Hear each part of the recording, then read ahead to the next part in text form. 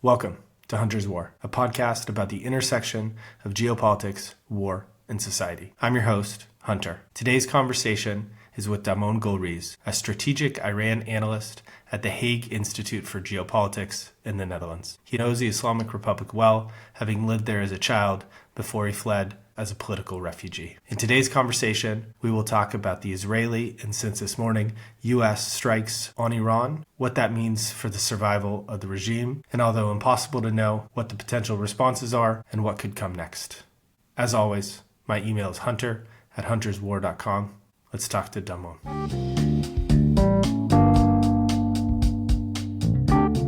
Hi, Damon. Thank you for joining. Thank you for having me, and thank you to be able to give this very important moment to give my view on the war in Middle East. My God! So maybe to set the stage, of course, we're going to talk about Iran. We're going to talk about the regime, the Israeli and now U.S. attacks on nuclear facilities. So it's Sunday, June 22nd in the afternoon. Things change fast. I woke up this morning to read the news about the U.S. involvement in U.S. attacks. Tell me, what was your reaction? What were your thoughts when you saw this? I mean, I didn't sleep well. I didn't sleep much the past few days. I got a tip from one of my friends who's close to the people in Washington that there will be an attack on Iran. I think it was about at 1 a.m., something like that, maybe earlier, probably earlier. And I was flabbergasted. And then it happened, and I couldn't sleep until 4:30, because I really wanted to know what's going on.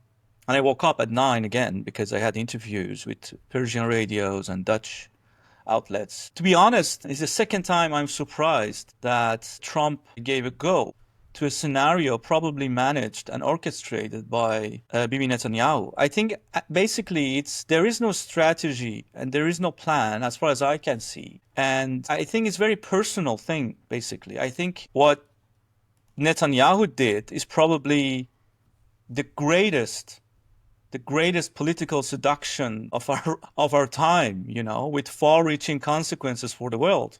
I think, in my view, what is happening, what is unfolding, is just quite surreal, not only for me as an Iranian, Dutch, strategic analyst, but also, I think, for everyone. And the explanation is quite banal. It's quite simple, in my view. There's no strategy. There's no plan, as I said. I think, put simply, Bibi's offer to Donald Trump gave him the chance to take revenge, on Ayatollahs who, according to the FBI, tried to have him assassinated. And I think he had some kind of a crunch on that. And also because he thought he will give them 2 months and then they will come up with a deal on their knees. And it didn't happen. At the same time, this attack and also in the military campaign against Iran, I think gave Trump, especially his MAGA base in the US, the opportunity to reassure that he is not what the Democrats are calling him, which is taco, or Trump always chickens out, to become a strong man, the strong alpha man with the biggest balls in the room, and to show its constituency that's still on the ball, and he's still the one who can do stuff that the European doesn't want, that the Chinese do not want, that the Ayatollah is on their knees. In that sense, for the international rules-based order, which is created by the US after the Second World War, I think it's in damage.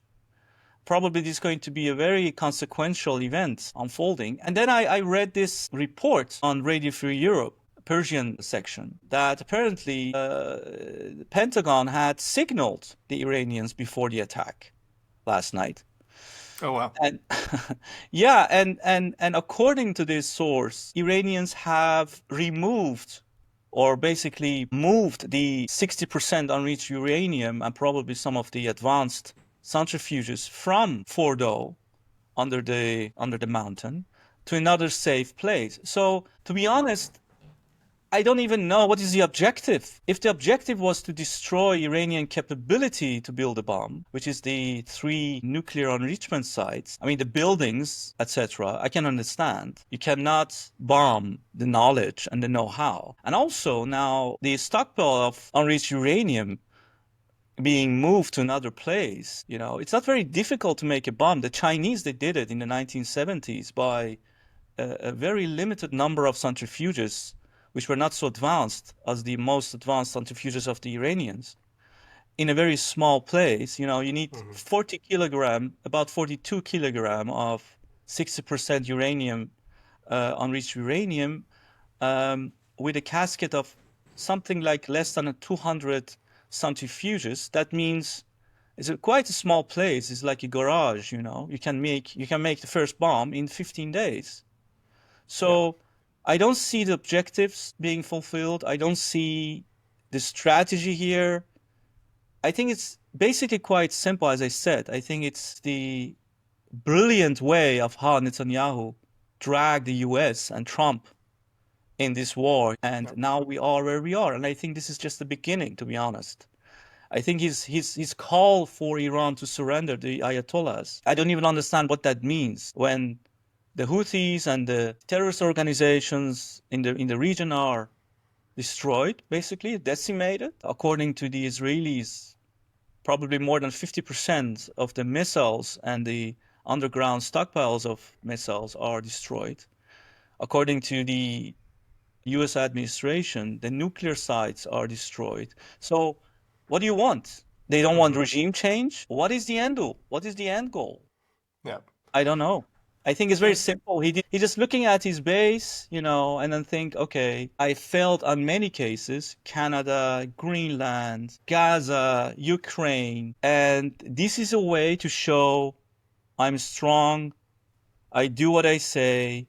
My deadlines are really deadlines. Basically, it's quite simple explanation to the whole thing. It's not very strategic what I see. If you're the Iranian regime, and I want you to get into what that means and who could have been on the other side and will be in terms of response, but are you not thinking about the fact that, because they're obviously very well versed on who Trump is and who's making decisions, he campaigned on not starting another war.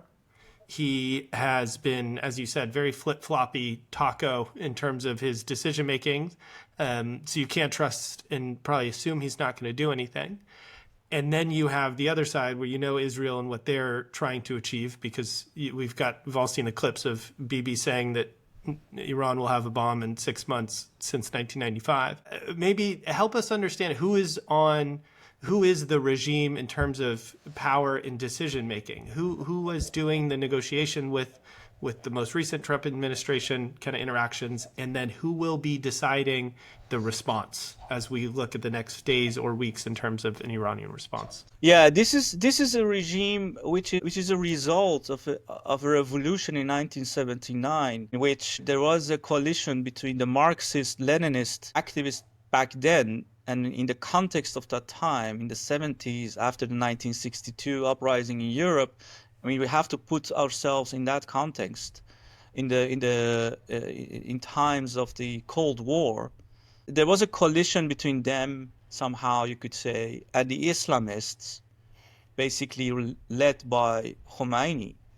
And they came into power, and because the Marxists, they're far-fetched from the Iranian people, they couldn't resonate with the normal Iranian, and they did not have the networks which the Ayatollahs did through mosques and clerics to amplify their leadership. So at the end of the day, Islamic Republic was born, which is not a democratic state, of course. It's a totalitarian religious way of managing stuff.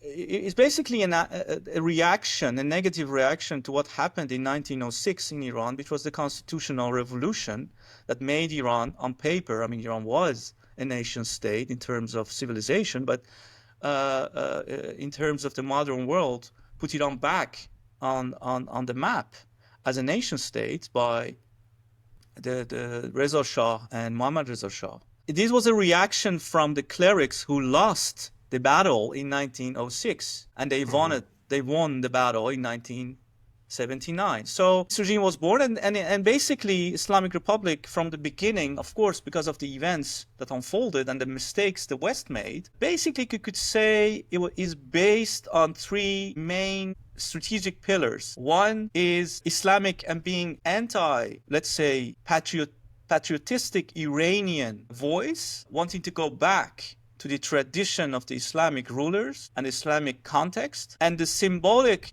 let's say, output of this is how they reacted on the half of the population, which are women, and the messianic way of handling women, and just suppress them strategically and systematically. Second pillar is anti-Western, anti-American, and everything which is Western. I mean, it starts with how you see the diplomats. They don't wear a tie, or how they react and how they do. It's a asystemic regime that wants to rule the world and also define everything in a different way than we are used to, especially after the Second World War, with the US as the leader of this global order, which I'm not sure whether after this war is going to stay as it is. And then third is anti-Semitic and anti-Israel sentiment that started in terms of propaganda by Khomeini during the war with Iraq, which basically Israel was the only country, I don't know whether you have read that, Israel was the only country in the world that really helped Iran with weapons, but also to attack the enemy of Iran, which was Saddam in 1981. The nuclear site of Saddam was attacked by Israeli fighter jets. So Israel basically at that time, because of a different strategy, was an enemy on paper, but basically an ally in a strategic way. So these three pillars have been the main strategy of the Iranian regime to stay in power, to also galvanize and electrify the Islamists in the region and beyond. Think about the pro-Khamenei people in Amsterdam or in Belgium, around the cause of the Palestinians and Palestinians against Israel, but also the formation of Hezbollah in the north of Israel, and basically threatening the most fundamental feature of Israel, which is the national security. It's the most important issue, vital issue for Israel, is the national security of that country, which is basically very sensitive for the Jews in the world, because half of the population of the Jews in the world are killed during the Second World War. And there's this collective trauma that they are always afraid, which is understandable, for another Hitler. And then you have these Ayatollahs and their people every Friday pray, calling the death to Israel, destroying Israel, etc., etc. And I think there was a time during Obama and during other presidents in the US that they really, the Iranian regime, they really were successful in galvanizing and electrifying the Islamists in the region against Israel. But after the October 7, I think Israel understood that they have to do something about the Ayatollahs, especially because it is because of the Ayatollahs that Hamas was paid and also trained to conduct the October 7 attack in Israel. So in that case, what is happening basically is understandable. I understand the Israelis. I understand what Netanyahu is trying to do. At the same time, I'm not sure this is the best option. I think this is the worst option for the region, for Iranian people, but also for probably beyond that, for the world. Because what is going to be over? What is going to be the legacy after Trump and even during his term, and also Netanyahu, in terms of international law, respect for human rights, respect for all the diplomacy, the way they handle Europeans? This is back to the future of who has the biggest gun can decide what's going to happen. And international law and the diplomacy, it doesn't even count, it seems. I'm wondering, though, in that in-between period where you've seen Trump especially lead the breaking down of global alliances, the disrespecting and really decimating of any collective consensus around supporting international law. At the same time, you have an administration that is very wary of its own domestic base and getting involved in another war. As you said, he likes to play the card of strong man and strong military. I think this happened the night of his birthday parade, right? If you are looking from the Iranian perspective, not in defense of it, but in terms of next steps and options, how are they viewing what is available, knowing that the U.S. most likely will not put troops on the ground, will continue to do some type of aerial bombardments? What are the most plausible outcomes for a regime that has been crushed You see, until yesterday, I would be saying the same, that I'm not sure whether, I don't think the US will put the boots on the ground, but I don't know, to be honest. We don't know anymore. It's not going to happen because I wonder what you think about it. But as I said many times, I don't see any strategy. I don't see any objective. Was it to destroy the Iranian capacity of making a bomb with intelligence we don't know? And it's refuted by the Director of National Intelligence, which is the right hand, the most important intelligence community in the US. There was some kind of a smoking gun, we don't know. What is the objective? To revenge the Ayatollahs, as I said? Was the objective to do a regime change? Or is the objective to create some kind of chaos and anarchy in Iran? And how does it basically fit in the geostrategic objectives of Trump for the region vis-a-vis its rival, which is China, and also in the middle is Russia. So to get back to your question on what are the options of the Iranians, I think if we summarize what Trump wants as surrender, total surrender, I don't even know what that means, to be honest, because he claims that he has destroyed the nuclear capacity. I'm not sure. Israel claims that somehow the missile attacks and the missile cities on the ground are decimated. The terrorist organizations are dysfunctional. Iran cannot count on them. What does surrender mean? Regime change? They say no. What is it then? I'm not sure. Yeah. So I think from my understanding, to get back to your questions, if I look at Ayatollahs and the Iranian culture as well, because they are Iranians, after all, I mean, I don't think surrender is an option, and they have nowhere to go. What role does the Revolutionary Guard play in this? Because there's talk of, surrender could be basically some version of a coup, or at least a taking of control by the Revolutionary Guard. Is that a plausible outcome, and what does that look like? The thing is that the Revolutionary Guard is not a classic army, with a hierarchy like the army in the US or in other countries, or even it is not even the same as the army during the Shah, the monarch of Iran, before 1979, which has quite a hierarchy. When you hit the head, which was Shah, they split and they cannot function. A few years ago, the IRGC reorganized its organization by creating a more decentralized form that every decentralized, let's say, network can work. And they are also involved in earning money, in investing in different kind of parts of the economy. A few generals are dealing with black market on oil. A few generals are involved in telecom and internet, and selling a VPN so Iranians can use the internet without being filtered, etc., etc. So I don't see any kind of sign on that. Let's say in the past 8 days and before it, I don't see the IRGC doing a coup without bloodshed, without some kind of internal violence and the rivals fighting each other, which leads to my main concern. It's anarchy or chaos. And then you have also these military ideological groups in the east, think about Taliban, or in the south, separatists of the Arab and the Kurdi separatists, the Baluchi separatists, in the north, the Turkish separatists, etc., etc. So, and Iranians are very sensitive to the national integrity and the territorial sovereignty of the country. Then you could see some kind of rally around the flag of 2 or 3 generals, if not all of them. So. Yeah. And then if that's the plan, let's say, then I don't understand that the Israelis and the Americans so far have said they're not going to hit Khamenei in the bunkers. Because then when that would happen, then there will be a kind of a vacuum of power that must be filled. And then it's much easier, let's say, to conduct some kind of a coup. If, imagine we go into a state of chaos might be the wrong word, but violence and confusion and certain groups trying to grab power, if there is continued bombing, continued destruction of, now it's nuclear, I think gas and oil production, but if they go even further in terms of civilian infrastructure, what does that mean for the region? Because if you look at just picking on U.S. involvement, there was the invasion of Afghanistan, there was the occupation of Iraq, now we are going to destabilize Iran.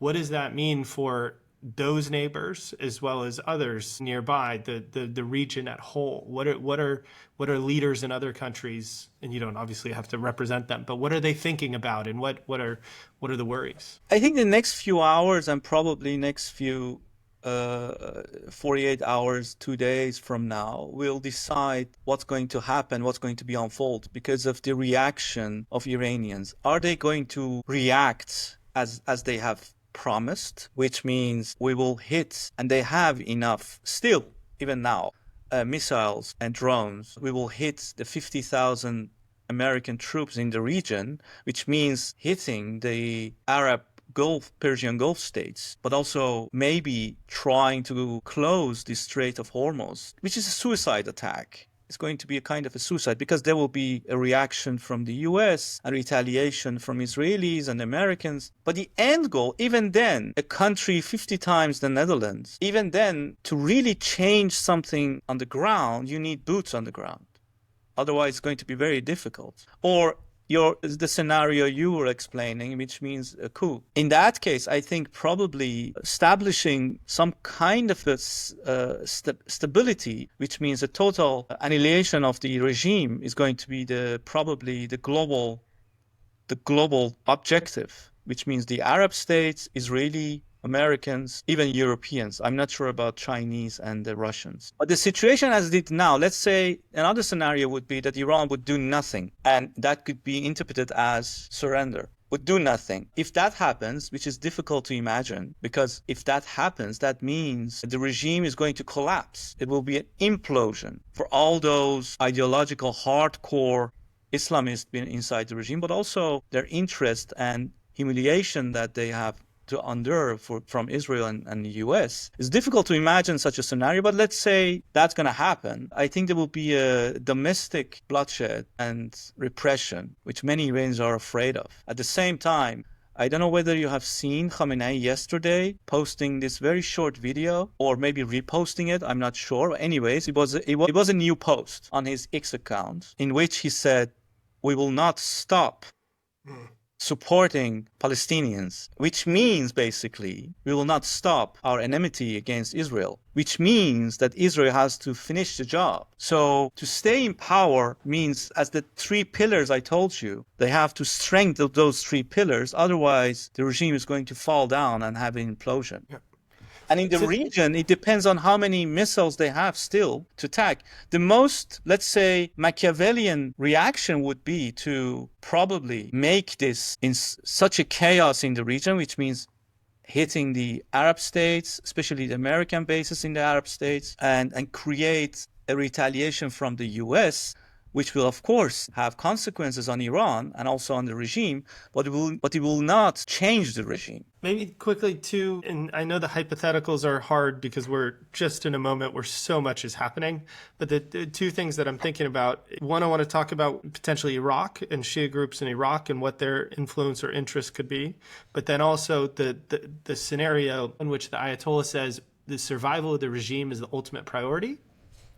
We give up the nuclear program, we lay low, we focus on terrorism, and we come back at a later stage and we don't engage at all in any of this negotiation BS and we go straight to a bomb. Is that too far-fetched?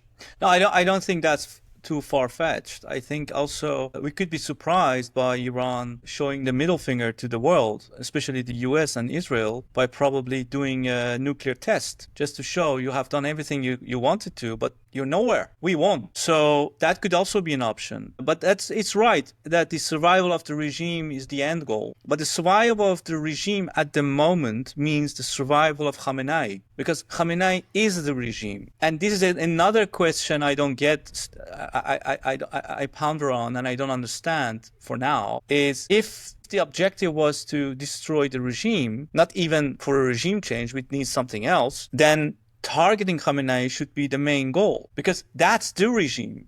Without Khamenei, there will be no Islamic Republic. I think even before this war, it was very difficult to imagine that after Khamenei, there are people who say his son is going to be the successor or whatever. I don't believe that. It's quite difficult to imagine that after Khamenei, there will be Islamic Republic. For now, I think it's very difficult because there is no one especially in this kind of regimes where he is on the throne for 30 years. There's no one who has so much power, and he falls down, there will be a vacuum of power, and nobody can fill that with all the fractions, but also in regional fractions, and his charisma and his influence in different kind of people. It's a relationship-based way of managing stuff instead of institutions. So yes, survival of the regime is very important, but that means survival of Khamenei. That means so far until now, the US and Israel have been contributing in survival of the regime. Maybe that's the reason why they are quite calculated in their retaliation against Israel and against the US. Maybe explain that a bit further. I think Iran also in the way Iran is retaliating against Israel is very calculated because of two reasons. One is I think Iran is really afraid of Israelis using a tactical nuclear weapon on Iran. Even that the Israelis threatened with the tactical nuclear weapon against Egypt that forced Cairo to forge a peace deal. And just imagine if Iran sends really more than 1,000 of ballistic missiles into Israel, a country smaller than our island in the Netherlands, Texel, which is a very small island. That could be an existential threat for Israel. So they're very calculated in the way they're reacting. But maybe that calculation was a preparation by creating a strategy against Israel in this war to exhaust Israel on the material, but also on the resistance of the Israeli people by being alarmed every 2 hours or 3 hours or every day because of a barrage of missiles are coming over from Iran. But now, with the US coming in, I really, Hunter, I cannot imagine that they don't do anything on that. There must be some kind of a reaction. And any kind of reaction, there will be a retaliation from Trump because that would be against his way of a strong man, the alpha man, Yeah. And then their only options are those 50,000 troops or Strait of Hormuz, right? Are there any? I don't know that I see any soft target terrorism, but that would be the option. And also, if they can, to show that they are still a threshold state on the nuclear case. That could also be an option. What do you expect from Europe? I was thinking about this question yesterday, and I think the best option for Europe would be to invest in the Iranian diaspora and the Iranian dissidents to create an alternative from inside out, an inclusive, pluriform, political alternative for the future. Because this regime is not going to survive it, whether by bombs, whether by boots on the ground, by Israelis and Americans, or by the Iranian people. This is not going to be the way to create or to, let's say, deliver offer a kind of a perspective for the future for 90 million people, by which 60% is under the age of 40. There must be a kind of a hope. The messages I get from Iran today, again, people are very hopeful that this will remove the regime and there will be something else. Many think that would be the crown prince of Iran. But anyway, something else that will make them get rid of the Ayatollahs and have a better future. The Europeans, I would say, invest in the dissidents in Iran, but also because the Europeans, the embassies have more possibilities and capacity than the Americans and the Israelis, but also Iranian diaspora outside Iran to create some kind of an integration of those people who are willing to create a perspective for the future. I think that would be the most important contribution of Europeans if they do it, but I'm not sure. I don't think they have the vision for that. It needs vision, it needs courage. What I'm thinking about is you find courage often in the diaspora. There's a number of conflicts where the internal situations make it impossible or nearly impossible to show resistance without execution or going to jail or disappearing. And you have diasporas that face discrimination and barriers and blockers to represent what they're hoping is a better future for a country, in this case, Iran. If you don't mind, maybe we can close off a little bit on your own story, because you were born in Iran and you came to the Netherlands as a young political refugee. So do you mind telling me a little bit about that story and then your experience as an Iranian Dutch person in being a part of that diaspora that's so important to the future of Iran? So I was born in Iran. I came to the Netherlands when I was 14 years old, and then it took a few years before I was integrated in terms of the language, but also in the whole system. And then when I was around 19, 20 years old, I moved out to The Hague, where I live now. And I think it was around 2001, something like that. And 9/11 happened basically. And that really changed a lot of things, a lot of perceptions. And in the Netherlands, as far as I don't know how long you live in Belgium, but in the Netherlands, it was a very interesting time to live in, actually, because after 9/11, there was a movement, a very intellectual movement to give a reaction on Islamism. There was also assassination against Theo van Gogh on the streets because of his weekly columns in one of the famous newspapers. He was killed on the streets of Amsterdam while biking by an Islamist, which for me it was kind of an analogy with Iran and with the Ayatollahs for many people too. And then so this intellectual movement under the shadow of the 9/11 created a situation where during my studies as a mechanical engineer, which I studied, I moved to political sciences in Leiden, and was very engaged, and was very in all these kind of discussions. And then, of course, the war on terror happens, Afghanistan, and the invasion of Iraq. Just imagine the situation back then. So, and then my background, because of being Iranian, and then, I was born in the year that Iraq attacked Iran, and then we had 8 years of war, and I can remember what this war meant, especially the planes at the end of the war in Tehran when I lived. Iraqi planes bombing different kind of places, and we moved to another place in the north of Tehran. So everything came together, and then I'm very sensitive to freedom and to this kind of values. So for me, it was basically quite a logic step to be getting involved, because of my background, because of my studies, because of my interest to understand what is going on and try to somehow contribute, even in the Netherlands, but also for the Iranians in Iran, the same freedom that I enjoyed in the Netherlands for the Iranians, because I've always thought Iranians, they deserve that. It's a different country than the neighboring countries, Iran. Iran is not a product of the fall of the Ottomans, or the language is different than Arabic, and etc. And there was a constitutional revolution where a few people, they wrote, like the founding fathers in the US, the Iranian constitution based on a monarch. And then there was a modernization. It was quite successful.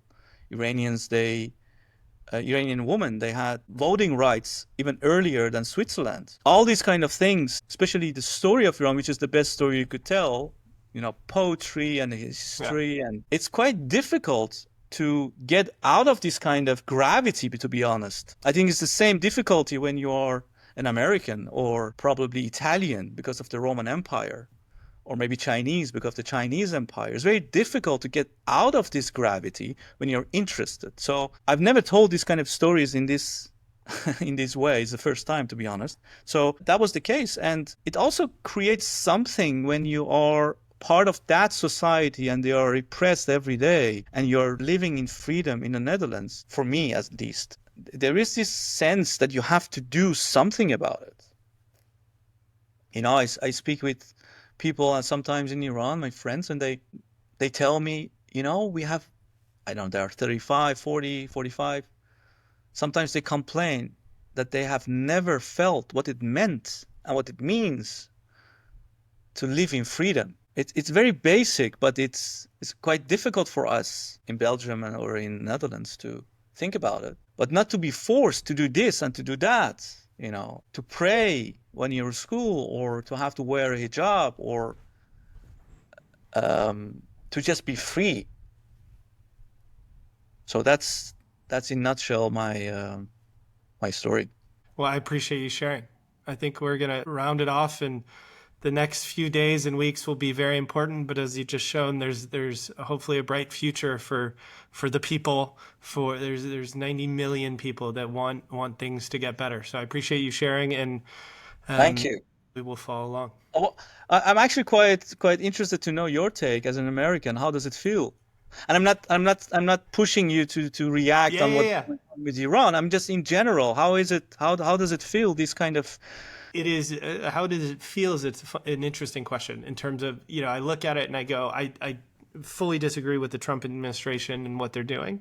I think that the most dangerous type of government is one that is only interested in its own survival. And the benefit of governments based on constitutions or representation of the people is that the survival of the nation and the people is the most important thing. When you get to a place where you start to attack your own people, which we're seeing in the US, your political opponents are enemies, which we see in the US. You go after external enemies in order to distract and try to create a rally around the flag, which we see in the US. So I see all of this happening in a moment that has incredible negative impact on so many millions of people. The hardest thing for me, and the reason why I thought we wouldn't attack, is what lessons did we learn from Iraq? It is wild to me that a president that got elected on no more forever wars, we should stop this money going abroad, which I agree with. It makes no sense to spend $8 trillion on wars abroad and have infrastructure that is crumbling and education that your kids can't access. And then he goes and bombs Iran, right? And Iran is not Afghanistan, it's not Iraq. Double the people of Iraq. It's got a 1,000-year-old history. It's got its own internal divisions and ethnic divisions, but it is wild to me that somebody thought this would have a positive outcome. So I have no idea. And I'm disappointed in the US, which happens a lot. But I go to what you mentioned earlier. What is the plan? Israel has a plan, and I understand it. I don't agree with it, but I get it. What is America's plan? And I don't think we have one. I don't think so. No. Yeah. Thank you. Thank you for sharing. Yeah, we could spend hours on it, but I appreciate you taking the time. This has been helpful for me. Thank you so much. Thank you too.